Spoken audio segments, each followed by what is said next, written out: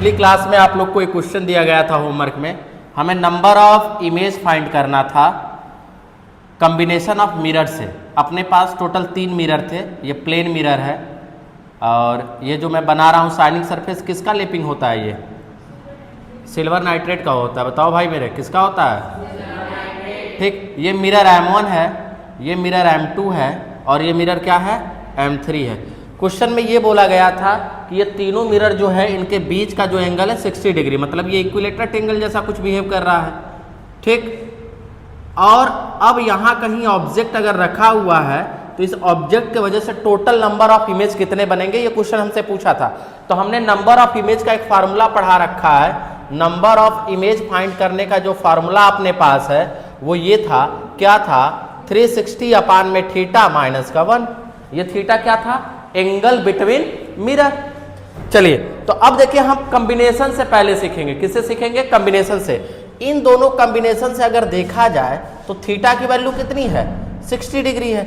इन दोनों के कॉम्बिनेशन से थीटा की वैल्यू 60 है, तो n इक्वल टू आ जाएगा 360 अपान में 60 माइनस का 1 कैंसिल होकर के आएगा 5 माइनस 1 6 माइनस 1 और यहाँ से n इक्वल टू कितना आ जाएगा? 5।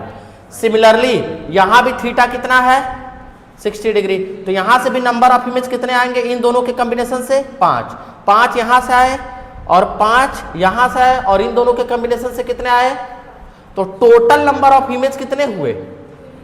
टोटल नंबर ऑफ जो इमेज हुए वो हो गए 5 + 5 + 5 इक्वल टू 15।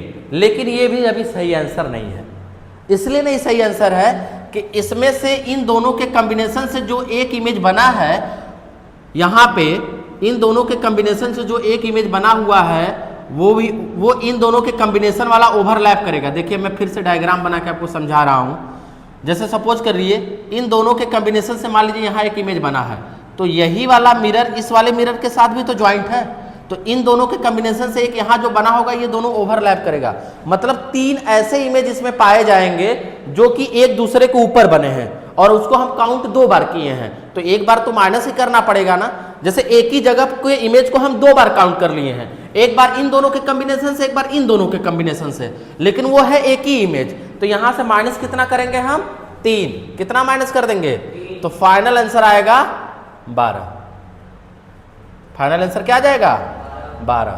तो ये हमारा कॉम्बिनेशन ऑफ मिरर के वजह से नंबर ऑफ इमेज फाइंड करने का एक क्वेश्चन था, जिस क्वेश्चन में हमारे पास 3 मिरर दिए गए थे, M1, M2 और M3।